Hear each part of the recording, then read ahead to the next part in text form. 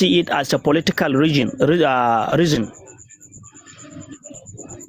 You see, recently when this new EFCC chairman took over from the suspended or dismissed EFCC chairman, is that he tried to reignite or revive the cases of some of the former governors.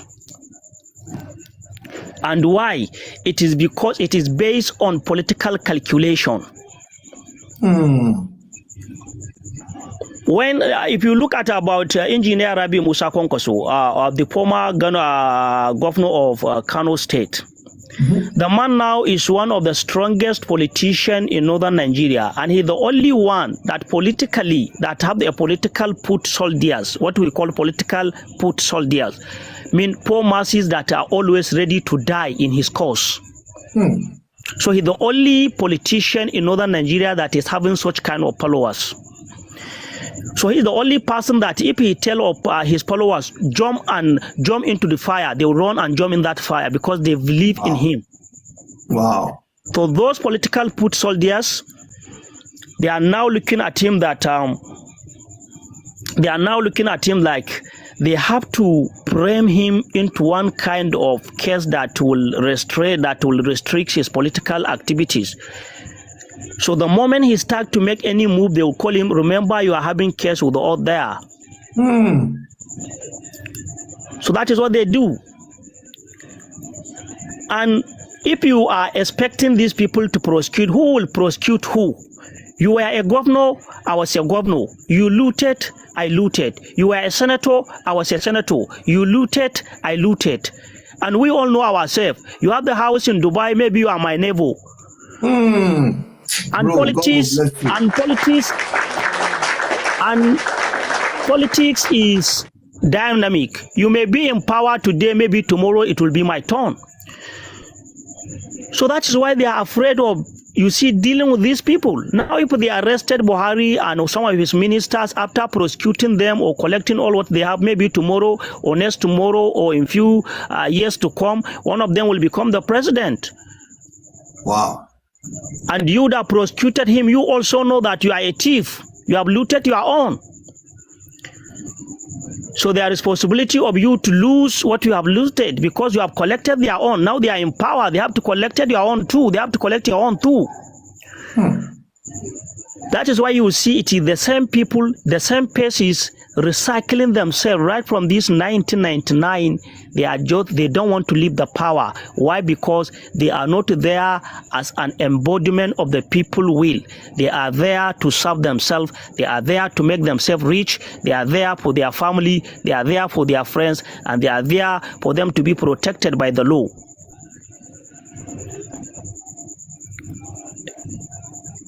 That is why you will see there is, like one of our former governors there in Kano, when he was a governor, his son can go to any governmental, we have what we call Kano State Traffic Management Authority that they use to enforce traffic law in Kano State. So there was a time the governor's son sent somebody in his maybe private car to go and buy something for him, and the boy was driving against the traffic order. He was using one way. So they arrested him. Did you know that the what they call it, the director of that authority lost his job for arresting a governor's son vehicle on the road? He got they fired him from his position. He lost his job for doing his job. Wow. So nobody, the entire society is corrupt. And if you could remember, in Nigeria, the set of people that work with Buhari, they are poor people like us when they were in opposition party. We know when Buhari was saying he don't have money to contest an election, we were at the time where we are contributing money, buying the MTN recharge card and be sending him to fund his campaign. But immediately after he became a president, one of the things that I am still unable to forget is the way his daughter came out to mock the poor masses in the northern Nigeria. He was even denying that she is not Hausa and he has no relative with the Hausa. Buhari's daughter. You people are making noise because I said I am not Hausa. Yes, I am not Hausa. I am even closer to Kanuri because he married a Kanuri boy than Hausas. The Hausas that died, that have been dying for her father to become a president. But all we see is for them entering private jets, snapping pictures, uploading on their social media account. And there was a time a prostrated student, he was a university final year student. He don't have money to pay for his school fees. There is possibility of him to send him out of the school because he was unable to pay his school fees. And he opened his Twitter account. He saw our first lady plummeting in private jet, and he was like, wow, our first lady chopped our money and he's now looking fine. They arrested the boy, they take him to Abuja, they beat him for just criticizing her. The same people that they are unable to trace Boko Haram, they are unable to trace Fulani herdsmen who are using our telecommunication service to communicate for collecting ransom. They cannot trace them. But they are tracing an innocent young boy who was prostrated by their failure as a leaders. So honestly speaking, now wow. But why is the former president? Why is he not tried? I mean, because Mark don't do yama for his head, but still they dare not bring him back. Say Ogakon, because all this money when we say that they talk say they embezzle now. I mean, that the finger in your own name to put that. Even though they talk say sorry, I don't know anything about them. Just this 2 weeks or this week now, now they don't put in name say person when the day around them, see what happen. Huh? You see now our National Assembly, especially the Senate, was trying to set a committee that will investigate President Buhari about maybe they said about 30 trillion naira and another additional 10 trillion naira. But before they even made the committee, there was an argument between the senators whether President Muhammadu Buhari should be called back to order or they should allow him to go. Because some of them, they were a part of the irregularities. They are the people that joined together. That's why I tell you it is a thief prosecuting thief. So nobody is clean to beat his chest to call this man back.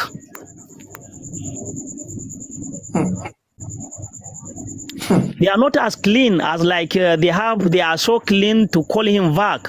It's like maybe you have children, they went into your sitting room and they steal money together, they share it together, and maybe you are now asking maybe the elder one to punish the younger one for stealing the money, which you know that the moment he begins to give him punishment, he's going to be indicted.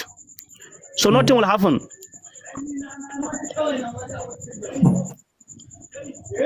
Okay. So honestly, there is too much happening in this nation, and all we know, Nigerian people, we are very strong. We are very, very strong human beings. We overlook many things, and the only thing that make things going like that, it is because the society is corrupt entirely. So in Nigeria, the people that are waiting for opportunity to steal, people that are waiting for them to be in power to steal, is even much more than the people that are now currently stealing. That is Nigeria for you. Even our younger generation today, their motive of joining politics is not for them to change the nation or to help the nation or to build the nation. It's for them also to loot their own share. That is why if you don't have such an ideology, you cannot succeed in Nigerian political cycle. You cannot. You go there, you say you want to fight them or you want to be preaching them, they should stop this, they should do this. They will tell you, you did not belong here. You should go.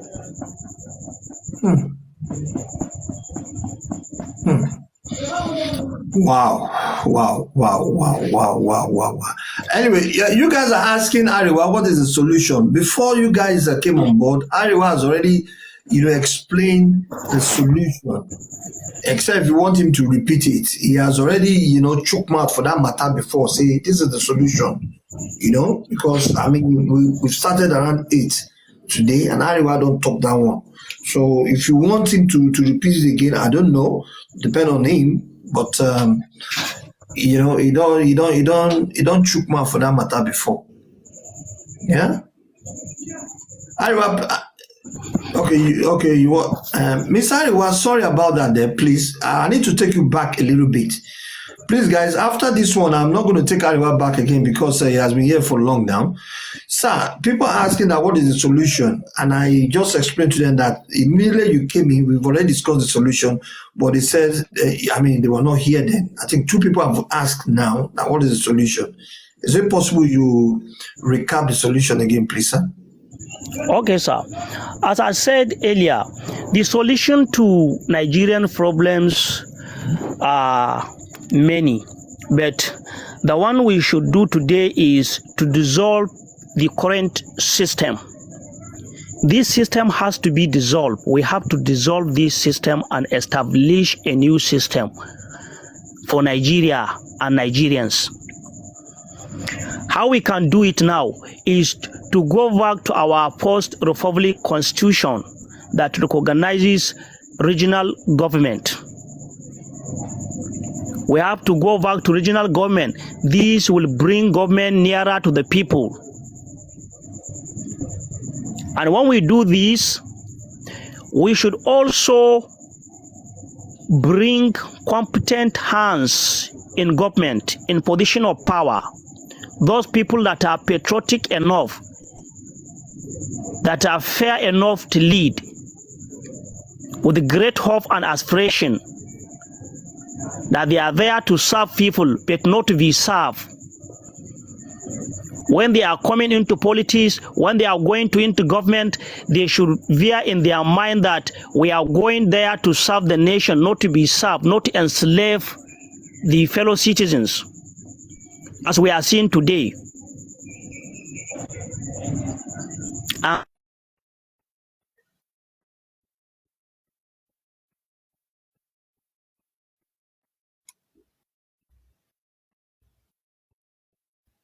I think the network. Then country, they are winning, they are benefiting, we are winning, we are benefiting.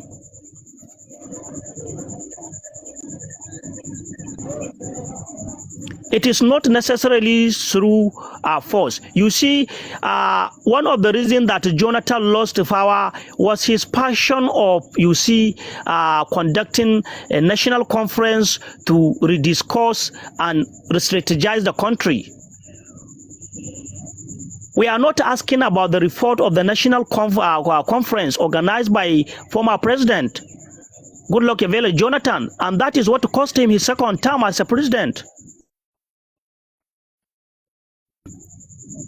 Because some people feel like if he succeeded in, you see, restructuring the country, they are going to lose many things.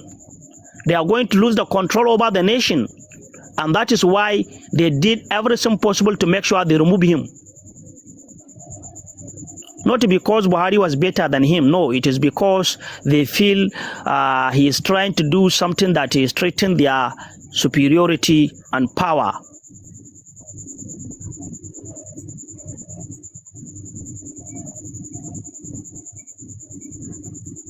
And then, until we change this system, I'm sorry, many people may believe or not to believe what I'm saying, but in as much as we are into this system, whether our president will resign today and somebody take over from him tomorrow, even from our preferred candidate, the story will always be the same. The story will always be the same because the system will not allow them to work. So we need to change the system. I don't have problem with Nigeria being one, but what I want is to restructure the country. You cannot come from Kaduna or Katsina or Sokoto because you are the president of Nigeria and you have the control over the crude oil in Bayelsa, in rivers, in Delta, and whatsoever. There should be a regional government that take part in controlling the resources of that region while contributing to the center. And also there are a lot of resources in northern Nigeria that they are no, they are even more sweetable than the crude oil itself now. But because of the people focus on this crude oil, they are not to even care about it. I always ask question, why the gold in Zamfara is belong to Zamfara people, while the oil in Bayelsa belong to Nigerian people?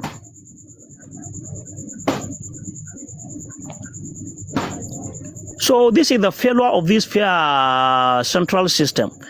There are many reasons they give us for even this federal system of government. They say there is nearness, there is this, there is geographical proximity, and all what they have. But all the narratives they have been pushing is not working. Since it's not working for the past 25 years now, what will be the way out? Let us change the system. Let us have a regional government. The reason why Nigeria was divided into 6 geopolitical zones, it is because if you carefully study this zone, most of the people living in each and every zone, they have the same history, the same culture, they speak even the same language. So even if we have 6 states in Nigeria, this our geopolitical zone should be resolved into Nigerian state. Instead of having 36 states, we should have only 6 states. Because the people living there, they have the same history and they should have different law. You cannot tell me I as a Hausaman, I should go to Anambra state and ask them to give me a land for cattle ranches or for cattle colony, and at the same time in Kano state, I'll be telling an Igbo man from Abia state, you are not allowed to own beer fallow here because we don't drink alcohol in Kano. Does that make sense? The people of Anambra also doing orphan grazing as used to go do in their own land. They don't know what is orphan grazing. It is there in northern Nigeria. It is not their culture. They don't have the history of that. And you go there, you claim one Nigeria and start doing it. And when they come to your land, you say, no, they don't have a right to own a beer parlor there. They should not have a hotel there because your culture does not allow this, does not allow that. And you are still say it is one Nigeria. It is good for Nigeria to be one. But a Nigeria where no Nigerian is better than any Nigerian. A Nigeria where all Nigerians are equal before the law. So that if we have a regional government, if an Anambra man as an Igbo man is relocating to Kano, he is going to know that I am going to Kano, which is also Nigeria. I don't need visa. I should go and do my business freely. But when I go to Kano, they have their own regional law. So I have to abide by their law, just the way we used to abide by the law if we go to Qatar, if we go to Dubai, if you go to any of these Arab countries. This is what we need to do as a nation. So nobody will feel sidelined, nobody will feel marginalized. But we are not doing this because some people are benefiting from this failed system. And we are not ready to ask them a question, and we are not ready to push for a narrative that will change the situation.